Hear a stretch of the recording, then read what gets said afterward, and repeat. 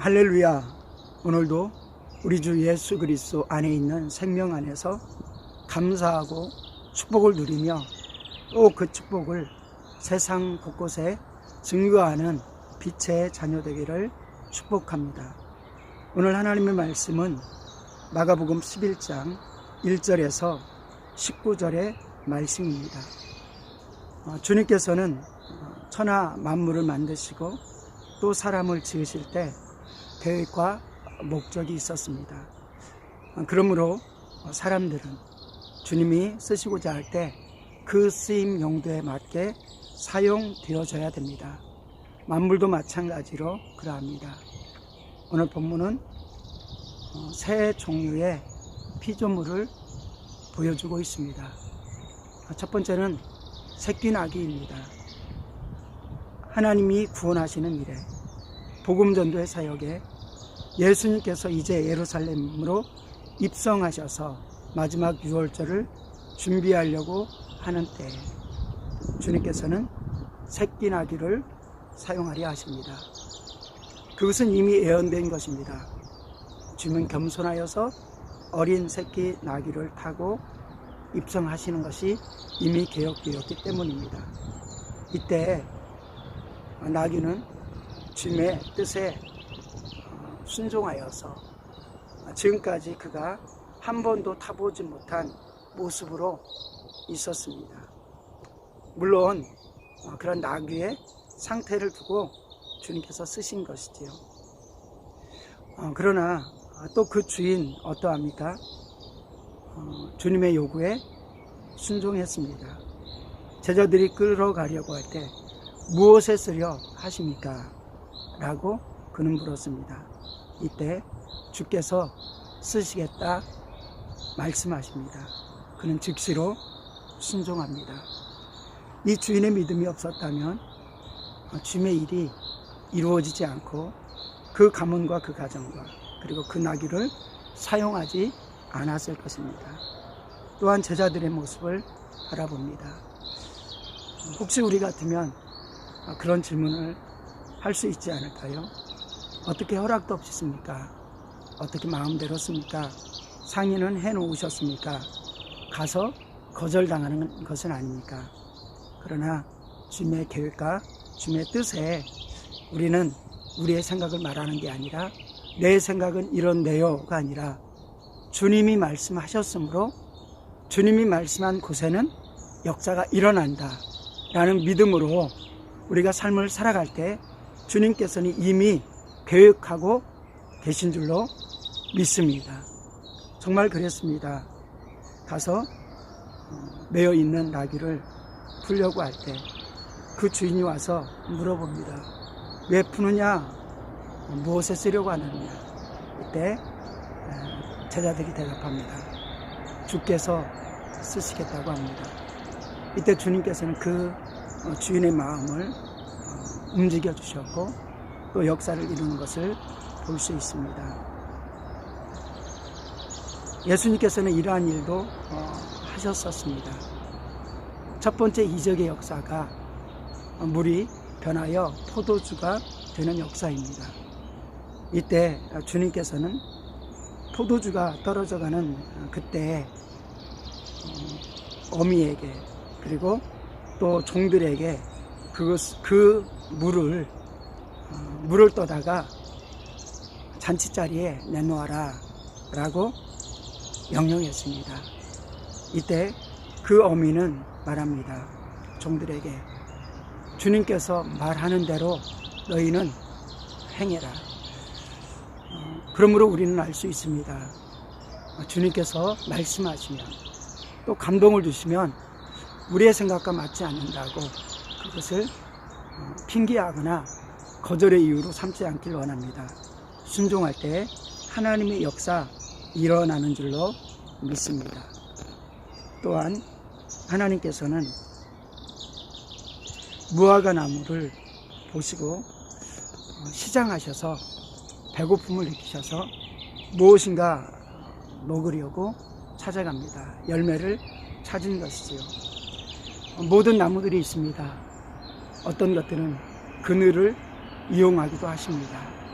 그리고 어떤 나무는 그늘도 이용하고 잎사귀도 약재료로 이용하기도 합니다. 그리고 많은 과실을 맺는 나무들은 그 열매를 따서 먹고자 하는 것입니다. 그래서 우리 인간들에게 필요한 모든 것들을 제공하고, 그리고 주님께서도 육신을 입으셨는지라 피곤하셨습니다. 그래서 배고프셨고 무화과 나무의 열매를 받았습니다. 근데 문제는 때가, 과실을 맺는 때가 아니었던 것입니다. 그런데 과실을 맺지 않은 때라고 해가지고 주님께서 그냥 지나친 것이 아니라 그 열매 맺지 못한 나무를 향해서 저주를 내렸습니다. 사람의 생각으로 어떻게 때가 아닌데, 성경 속에서도 분명히 그것을 강조하고 있습니다. 무화과 열매의 때가 아닌지라. 그러나 좀 더 넓게 생각해 본다면 주님이 누구십니까? 우리를 구원하는 구원자이시지만 또 만물을 창조하신 창조자이십니다. 천하 만물을, 그리고 우주를 창조할 때 무엇으로 말씀했습니까? 무엇으로 창조했습니까? 말씀이었습니다. 누구의 말씀입니까? 하나님의 말씀입니다. 그 말씀 속에 되어라, 있으라 라고 하니 되는 것이고 만들어지는 것이고 열매를 맺는 것입니다. 그러므로 무화과 나무도 사람으로서는 할 수 없고 생각할 수 없지만은 하나님께서 되어라, 그리고 드시고 싶다 라고 할 때 준비되어야 되는 것 아닌지, 저는 그렇게 믿습니다. 주님이 말씀하시면 불가능한 상태일지라도 되어진다. 그러므로 우리 사랑하는 귀한 성도님들께서 주님이 감동 주실 때 나의 환경을 먼저 보지 마시고 나에게 감동 주시고 말씀하여 주신 분이 주님이심을 고백하길 원합니다. 그리고 나를 드릴 때 주님께서는 나를 사용하실 줄로 믿습니다. 세 번째의 경우는 성전에 주님께서 들어가셨습니다. 그런데 주님의 마음이 아프셨습니다. 성전 앞에서는 거룩하게 제사를 준비해야 될 사람들이 장사를 하고 있었습니다. 그것도 그냥 장사가 아니라 예배를, 제사를 준비하는 물품들, 양들, 비둘기들을 가지고 장사하는 것입니다. 주님은 이 악한 모양을 보시고 채찍으로 때리셨습니다. 그리고 상을 엎으셨습니다. 그러면서 이렇게 말합니다. 내 집은 만민이 기도하는 집이다. 그 집을 강도의 소굴로 만들지 말라라고 말씀하십니다. 무엇입니까? 주님이 성전을 왜 지으셨습니까? 출애굽을 통해서 보여지는 것은 성막을 지을 때 성막에서 내가 그곳에서 너를 만나리라 라고 말씀합니다. 죄인을 만나 주신다는 것입니다. 그런데 그냥 만나 주는 것이 아니라 양을 잡고 소를 잡고, 왜 잡는 것입니까? 하나님께서 그렇게 언약하셨기 때문입니다. 하나님께서 왜 그렇게 양을 잡으라, 소를 잡으라, 피를 흘리라, 그리고 죄를 고백하라 라고 말씀하시는 것입니까? 우리의 죄 때문에, 불순종의 죄 때문에 죽게 되었기 때문입니다. 그러면서 성막을 제정하시면서 내가 그곳에서 너를 만나리라. 이때 우리가 성전으로 나아갈 때 나의 의로움을 자랑하면서 나아가는 것이 아니라 나의 죄 때문에 주님이 죽으셔서 성전을 통해서 또 성막을 통해서 법궤를 통해서 우리를 구원하실 계획을 세우셨습니다. 그것이, 그분이 예수님이십니다 라고 고백하며 예수님이 흘리신 보혈을 나를 위해서 흘리신 보혈로 믿고 마시고, 예수님께서 찢으신 살을 나를 위해서 죽으신, 그리고 찢으신 살로 먹고 그 떡을 대할 때, 말씀을 대할 때, 말씀을 통해서 역사할 때 성전 속에서 하나님의 놀라운 역사가 일어났습니다. 성전에서 또 무엇을 합니까? 하나님의 말씀을 가르칩니다. 성전에서 또 무엇을 합니까? 하나님께 찬양과 경배를 드립니다. 물론 삶에서도 우리는 찬양하고 경배해야 됩니다. 그러나 하나님께서는 삶의 모든 여정과 바쁜 것들을 내려놓고 성전에 올라 성한 날에 하나님께 예배해라. 그리고 아침과 저녁으로 성전에서 하나님께 기도하고 기도의 향을 올렸던 것들을 우리는 성경을 통해서 볼 수 있습니다. 내 집은 만민이 기도하는 집이라 불릴 것이다. 우리는 성전의 지체입니다. 주님의 몸의 지체입니다. 성전의 기능이 우리를 통해서 이루어지는지, 성전의 기능이 우리를 통해서 파괴되는지 우리는 우리 자신을 점검해야 될 줄로 믿습니다. 우리가 함께하고 있는 공동체의 교회는 건강한지, 그리고 주님이 그 성전을 지은 목적이 이루어지고 있는지, 성전을 통해서 찬양하고 성전을 통해서 말씀의 가르침을 받고, 그리고 가장 중요하게 여기셨던 내 집은 만민이 기도하는 집이라고 불릴 것이다. 어떻게 할 때 가능합니까? 한 사람 한 사람, 성도 한 분 한 분이 성전에 나아가서 진실로 주님이 원하는 진실한 기도를 드릴 때 이루어질 줄로 믿습니다. 그러면서 다시 한번 이 시기를 생각해 봅니다. 성전의 문은 굳게 닫혀졌습니다. 혹시 우리가 성전의 기능을 함께 하지 못할 때, 잘못되게 사용할 때 하나님께서 그 성전을 닫으시는 것은 아니었는지 생각해 봅니다. 또한 마지막으로 다시 앞으로 돌아가서 생각을 해봅니다. 예루살렘에 주님께서는 이제 새끼 나귀를 타고 입성하십니다. 이때 많은 사람들이 나뭇가지를 꺾어서 주님이 가시는 그 앞에 놓습니다. 그리고 어떤 사람들은 자기의 옷을 벗어서 내려놓기도 합니다. 주님 가시는 길을 예비합니다. 그리고 또 새끼 나귀 위에 옷을 두고 주님이 타시게 준비하는 것을 볼 수 있습니다. 그리고 나서 주님이 나아가실 때 그렇게 외칩니다. 호산나, 복되시다. 주님의 이름으로 오시는 분. 무엇을 한 것입니까? 하나님께서 우리를 지으실 때 그 목적입니다. 하나님을 찬양한 것입니다.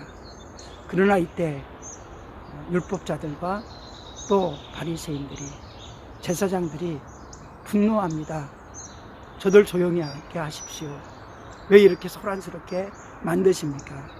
이때 주님께서는 뭐라 말씀합니까? 마태복음 병행 장애 그리고 9절 속에서는 그렇게 말씀합니다. 너희가 잠잠하면 이 돌들로도 찬양하게 할 것이다. 이 돌들도 찬양하게 할 것이다. 우리의 지으신 목적에 따라 주님이 쓰시고자 할 때 우리는 나를 드리는가? 오늘 이 시대에 또 어려운 이때에 주님께서 우리를 어떻게 사용하실지 기대하길 원하고 무릎 꿇기를 원하고, 그래서 주님의 길을 찾기를 원합니다. 만약에 우리가 주님의 목표에 주님께서 쓰시는 일에 생각이 없이 아무렇게나 살아간다면 주님께서 우리를 쓰시고자 할 때 우리는 그 기회를 놓칠 것입니다. 그리고 우리는 열심히 준비해야 됩니다. 믿음으로 준비해서 제자들과 같이 내 이치함마저도 순종하길 원합니다. 믿음의 소리가 되어서 내 몸이 불가능한 것 같은데도 열매를 원하실 때 의의 열매, 생명의 열매, 순종의 열매, 전도의 열매가 드러나기를 원합니다. 찬양하며 기도하며 오늘도 나에게 영혼들을 생각하면서 기도하게 하는 사명을 주셨다고 믿습니다. 가족을 위해서 기도하시길 원합니다. 원망하지 아니하고, 그리고 미워하지 아니하고 주님이 나를 사랑하신 그 사랑을 가지고 기도하는 우리가 되기를 원합니다. 또 섬기시길 원합니다. 나의 소중한 것으로 섬기시길 원합니다. 이때 주님께서는 영광을 받으실 것입니다. 주님이 쓰시고자 할 때 나를 온전히 드리는, 믿음으로 드리는 저와 우리 사랑하는 귀한 성도님들 모든 분들 되기를 주님의 이름으로 축원합니다. 기도합니다. 하나님 아버지, 주님이 쓰시고자 할 때 새끼 나귀와 그리고 제자들과 주인은 쓰임을 받았습니다. 그러나 무화과 나무는 때가 아니라고 하여서 쓰임받지 못했습니다. 저주를 받고 말았습니다. 하나님, 때가 아닌데도 주님이 부르실 때는 응답을 해야 되고 열매를 맺혀야 됩니다. 그러나 우리에게는 때를 허락하여 주시고 성장할 기회를 주시고 기도할 기회를 주시고 믿음으로 무장할 기회를 주시고 3년을 기다리시고 10년을 기다리셨는데 주님이 원할 때 준비되지 못한 모습으로 그리고 나의 형편이 안 된다고 거절하는 인생 아닌지 돌아보게 도와 주시옵소서. 그래서 주님이 언제나 쓰시고자 할 때 쓰임받게 도와 주시옵소서. 찬양으로 쓰이고자 할 때, 예배로 쓰이고자 할 때, 그리고 전도함으로 전도의 일꾼으로 쓰이고자 할 때 주님 순종하게 도와 주시옵소서. 하나님, 다시 한번 간구하고 기도합니다. 성전의 기능 회복하게 도와 주시옵소서. 하나님을 만나는 자리 되게 도와주시고 예배하는 자리 되게 도와주시고 무엇보다도 기도하는 자리 되게 도와 주시옵소서. 성전을 잘못 사용했던 것들을 회개합니다.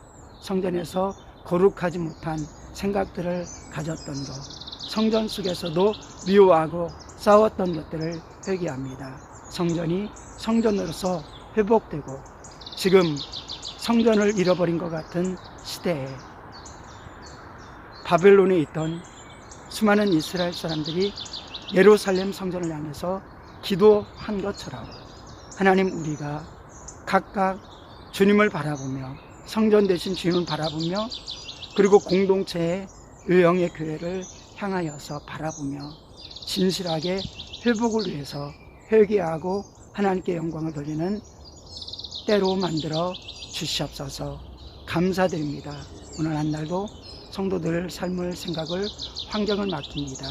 주님께서 축복하시고 선한 길로 인도하시고 순종의 길 되게 하여 주시옵소서. 감사드리며 우리 주 예수님의 이름으로 기도드리옵나이다. 아멘.